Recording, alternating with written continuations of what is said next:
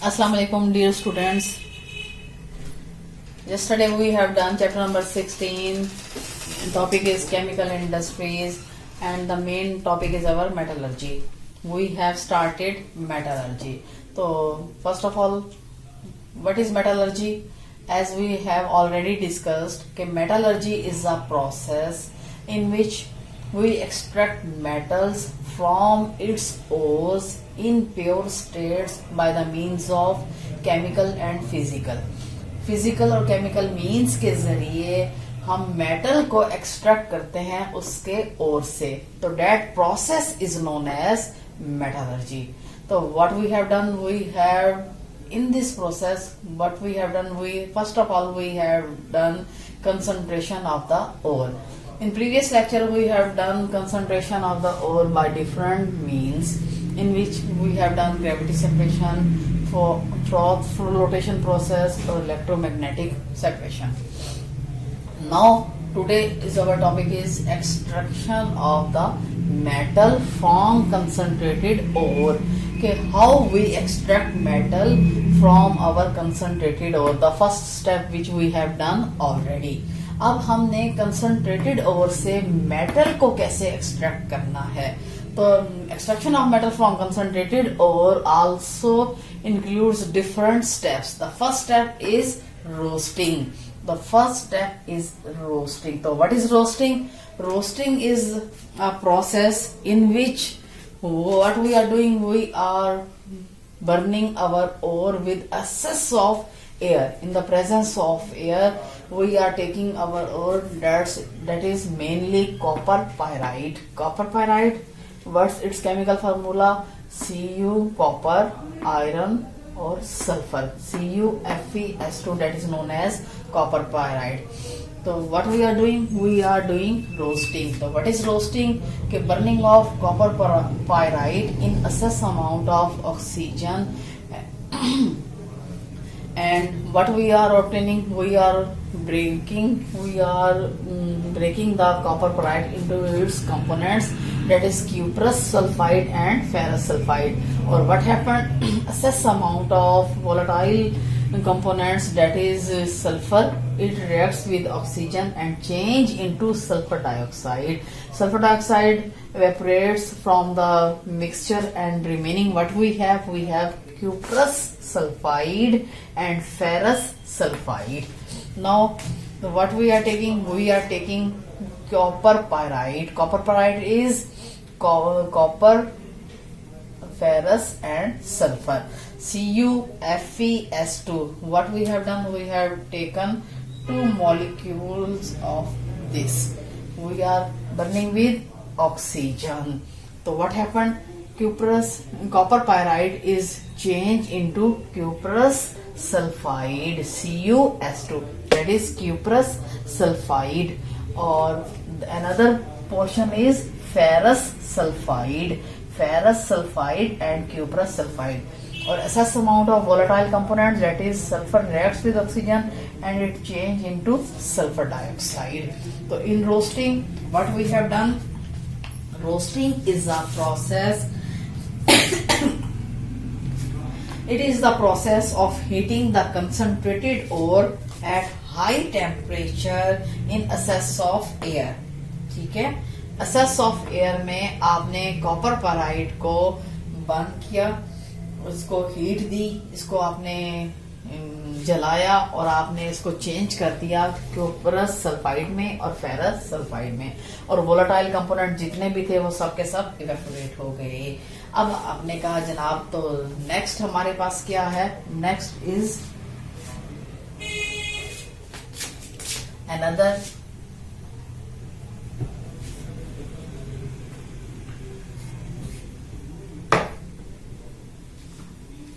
extraction of metal में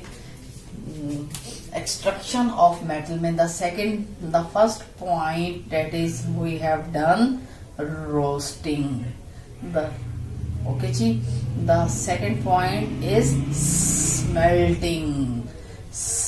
Now we are doing smelting. Smelting is a strong heating of our products with oxygen or with air. तो smelting क्या है? Further heated of the ore. पहले हमारे पास roasted ओर आ गया, अब हमने roasted ओर को मजीद हीट किया। किसके साथ हीट किया? हमने सैंड फ्लेक्स एंड कोक की प्रेजेंट में एयर के साथ ब्लास्ट फर्नेस में अपने इस पूरे प्रोसेस को इन्वॉल्व कर लिया। हमने क्या किया? हमने फर्दर हीटिंग की रोस्टेड ओर की। इसके साथ सैंड फ्लेक्स हमने यूज किया। हमने कहा जनाब सैंड फ्लक्स और किसकी प्रेजेंस में? को क्या करेगा? ये हमारे टेम्परेचर को मजीद हीट कर देगा, स्ट्रॉन्ग हीटिंग का प्रोसेस आएगा। और आपने कहा जी in excess amount of air, oxygen की प्रेजेंस में हम अपने रोस्टेड ओर को दोबारा से क्या कर रहे हैं? हम उसको मजीद हीटिंग दे रहे हैं, उसको रोस्ट कर रहे हैं। तो that process is known as smelting. तो स्मेल्टिंग इज क्लियर। स्मेल्टिंग क्या है? Further heating of roasted ore है। रोस्टेड ओर को आप किसके साथ हीट दे रहे हैं? Sand flux SiO2। आपने कहा जी सैंड फ्लेक्स के साथ हम उसको हीट कर रहे हैं और in the presence of Coke, जो आपके टेम्परेचर को मेंटेन रखेगा, आपकी हीट को मेंटेन रखेगा और assess amount of air, oxygen की प्रेजेंस में। तो आपने कहा क्या होता है हमारे पास जनाब रोस्टेड ओर में? हमारे पास रोस्टिंग करने के बाद हमारे पास क्या चीज आई थी? Cuprous sulphide. और आपने कहा हमारे पास दूसरा क्या था? Ferrous sulphide. ये दो चीजें आपने कहा हमारे पास कहां से आई? हमारे पास रोस्टिंग के बाद आई। रोस्टिंग के पास हमारे पास क्या चीज आई थी? Cuprous sulphide and ferrous sulphide. दो चीजें आपने गेट कर ली कहां से? रोस्टिंग से। तो आपने कहा जी सबसे पहले अब हम इसके साथ अपने स्मेल्टिंग के प्रोसेस को कंटिन्यू करते हैं। तो आपने कहा क्या चीज है हमारे पास? हमारे पास फेरस सल्फाइड है। फेरस सल्फाइड को हमने किसके साथ हीट किया? हमने ऑक्सीजन के साथ इसको हीट किया। तो इसको हमने हीट करने के लिए हम बैलेंस कर लेते हैं अपनी इक्वेशन को। हमने कहा जी हमने 2 इसके लिए और 3 मॉलिक्यूल्स हमने ऑक्सीजन के ले लिए। आपने कहा फेरस सल्फाइड किसके साथ रिएक्ट कर रहा है? ऑक्सीजन के साथ। तो अब रिएक्शन के बाद हमारे पास क्या बचेगा? हीटिंग के बाद अब फेरस सल्फाइड जो है वो चेंज हो गया है फेरस ऑक्साइड में। किसमें चेंज हो गया? फेरस ऑक्साइड में। तो सल्फर क्या हो गई? Sulphur as a volatile component reacts with oxygen और ये चेंज हो गई सल्फर डाइऑक्साइड में। ये चेंज हो गई सल्फर डाइऑक्साइड में। तो आपने कहा सल्फर डाइऑक्साइड क्या है?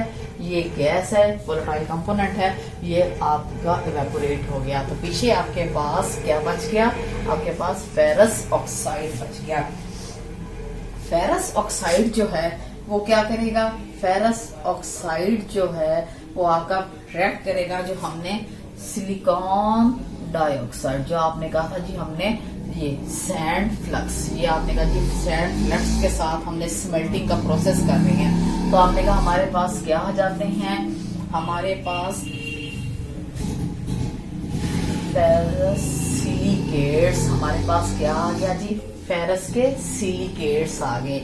ये लाइटर होते हैं वेट में और ये क्या करेंगे? ये अपने ग्लास फर्नेस में ये ऊपर की तरफ आ जाएंगे स्लैब्स की फॉर्म में। ये फेरस सिलिकेट्स जो हैं ये पहले सिलिकेट स्लैब्स की फॉर्म में बनने के बाद ये ऊपर आ जाएंगे, वहां से आप इसको सेपरेट कर सकते हैं। तो आपने कहा जनाब फेरस सल्फाइड जो था ऑक्सीजन के साथ स्मेल्टिंग के प्रोसेस में पहले चेंज हुआ फेरस ऑक्साइड में।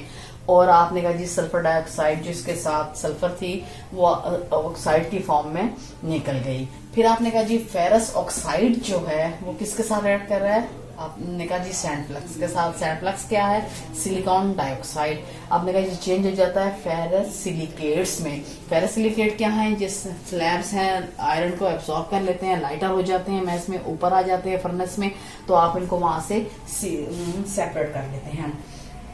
अब आपने कहा जनाब हमारे पास 2 कंपोनेंट्स थे, एक फेरस सल्फाइड, दूसरा क्यूप्रस सल्फाइड। फेरस सल्फाइड को तो हमने इस तरह ट्रीट कर लिया। अब हमारे पास कौन बच गया? अब हमारे पास क्यूप्रस सल्फाइड है। अब हमने देखना है कि स्मेल्टिंग के प्रोसेस में क्यूप्रस सल्फाइड के साथ क्या होता है।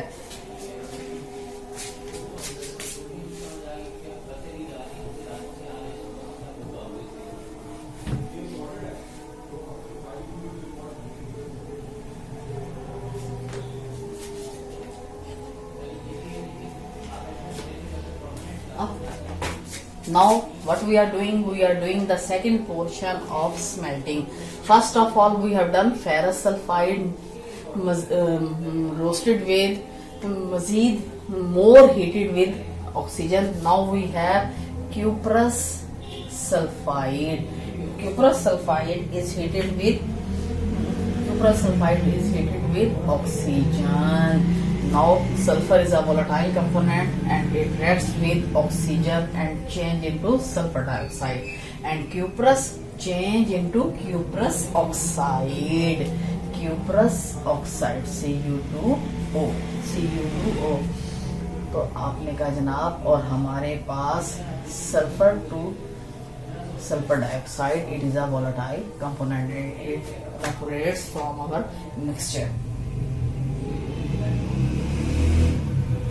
Now what we have cuprous oxide. Cuprous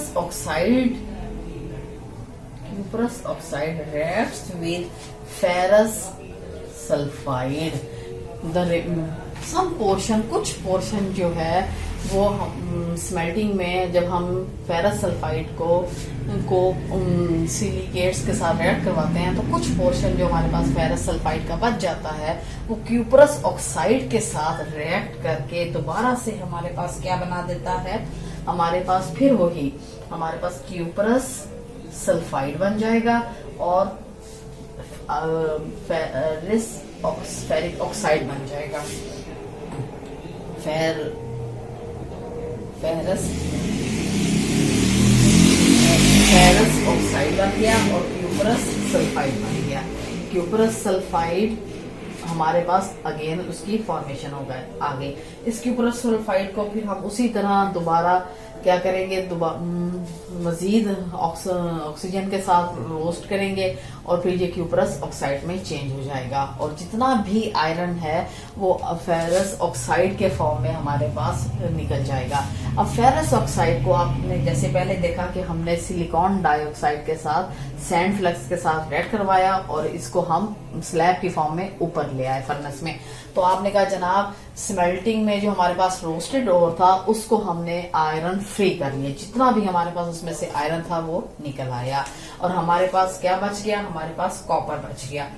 आपने कहा जी इस पूरे प्रोसेस में जब हम सारा काम करने के बाद हमारे पास जो कॉपर आता है वो हमारे पास 45% जो है उसके अंदर वो हमारे पास कॉपर आ जाता है after smelting.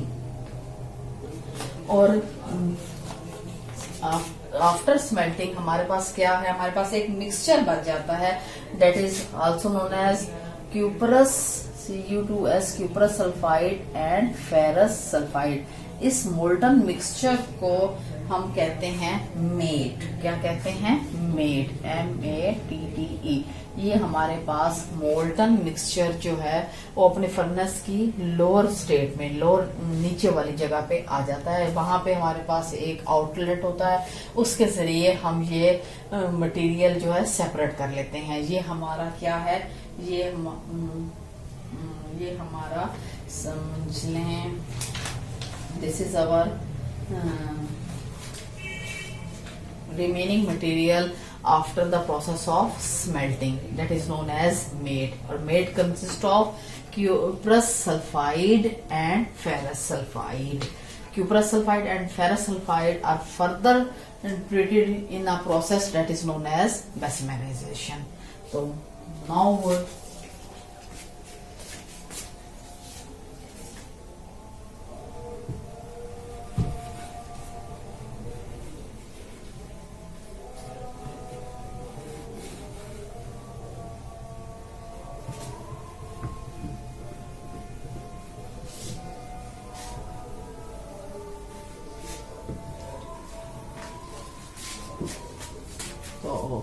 okay, dear students, what we have done in metallurgy, the first process is roasting.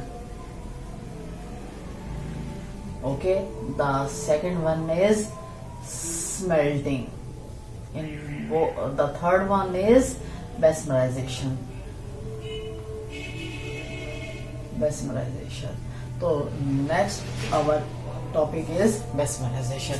Now, what is mesmerization? Mesmerization is further heating of the molten meat, the remaining material which we are getting from smelting, that we have given the name of meat. So we are further heated meat with air in the process that is known as mesmerization.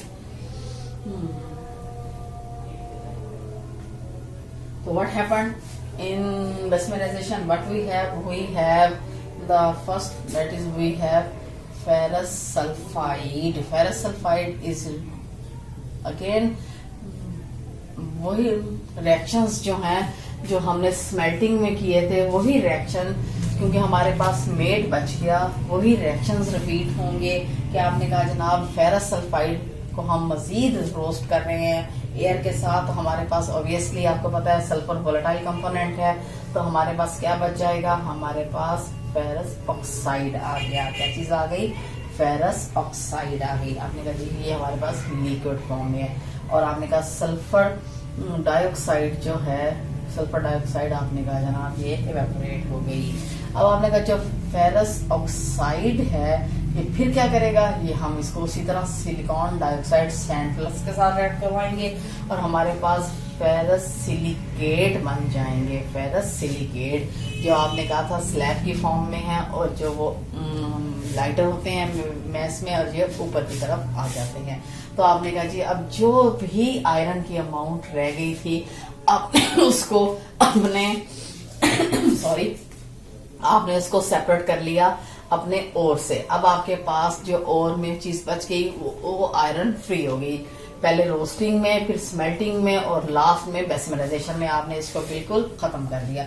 अब आपने कहा जी आपने कहा अब हमारे पास चूंकि met क्या चीज थी, मेट आपने कहा था जी क्यूप्रस सल्फाइड, और ये आपने कहा जनाब ये जो मेट है ये क्यूप्रस सल्फाइड और फेरस सल्फाइड का एक मिक्सचर है। जो आपने रिमेनिंग पोर्शन कहा स्मेल्टिंग का, आपने कहा क्यूप्रस सल्फाइड और फेरस सल्फाइड। फेरस सल्फाइड को आपने उसी तरह दोबारा वही प्रोसेस वही रिपीट किया, उसको ऑक्सीजन के साथ हीट किया, आपने कहा फेरस ऑक्साइड बन गया और सल्फर डाइऑक्साइड निकल गई। फिर आपने कहा फेरस ऑक्साइड को सिलिकॉन डाइऑक्साइड सैंड फ्लक्स के साथ ऐड करवाया, आपने कहा जी सिलिकेट्स आ गए। तो आपने कहा ये पोर्शन जो है हमारा फेरस सल्फाइड वाला वो क्लियर हो गया। अब हमारे पास क्या रह गया, अब हमारे पास क्यूप्रस सल्फाइड है। आपने कहा जी क्यूप्रस सल्फाइड है, इसको फिर हम क्या करेंगे, अब हम क्यूप्रस सल्फाइड को दोबारा ऑक्सीजन के साथ फिर इसको हीट करेंगे। तो आपने कहा सल्फर क्या है, वोलेटाइल कंपोनेंट है। क्या बच गया आपके पास, आपने कहा जी क्यूप्रस Cu2 और क्यूप्रस ऑक्साइड बच गया। ये आपने कहा जनाब क्यूप्रस ऑक्साइड आ गया। आपने कहा ये क्यूप्रस ऑक्साइड और दूसरा आपने कहा जनाब सल्फर डाइऑक्साइड। सल्फर डाइऑक्साइड जो है वोलेटाइल कंपोनेंट के तौर पे एवेपोरेट हो गई। अब आपने कहा ये जो क्यूप्रस ऑक्साइड है ये क्या करेगा, क्यूप्रस ऑक्साइड ये जो कोई अगर थोड़ा बहुत क्यूप्रस ऑक्साइड हमारे पास रह गया है उसके साथ रिएक्ट करेगा और चेंज हो जाएगा कॉपर में। प्योर मेटल आपके पास लिक्विड फॉर्म में आ गया।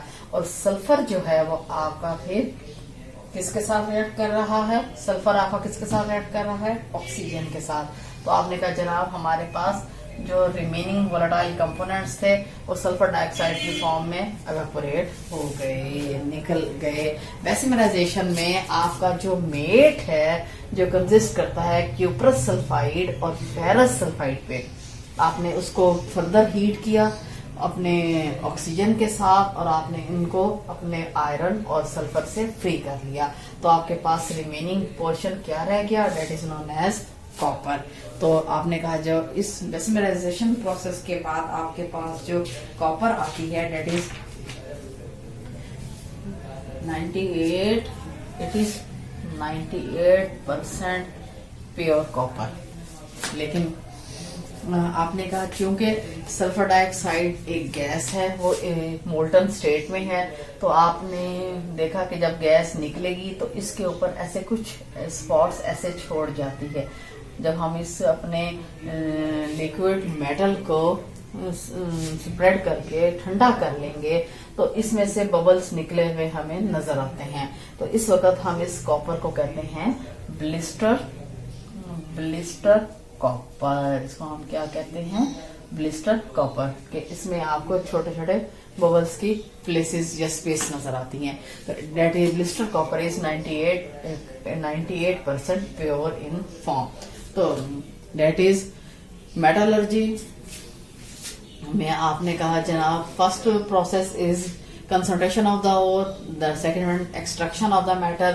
Extraction of metal consists of 3 steps. The first one is roasting, the second one is smelting, and the third one is basimerization. Basimerization, we have cuprous sulfide and ferrous sulfide, that is collectively we are calling it MADE.